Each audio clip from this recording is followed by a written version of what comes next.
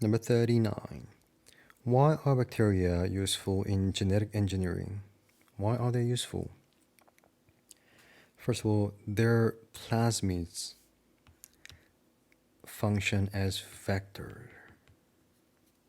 So vector is a substance that can deliver the gene or the DNA or RNA, whatever it is, the genetic information.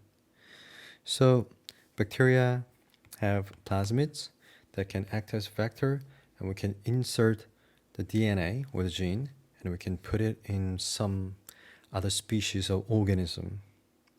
And then that organism will gain an ability that didn't have.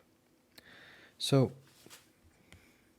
the answer for this question is C.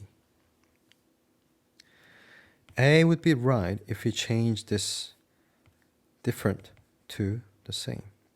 So their genetic code is same to other organisms, which means if we insert the bacterial gene to something else, let's say the bacterial gene said, okay, make protein X.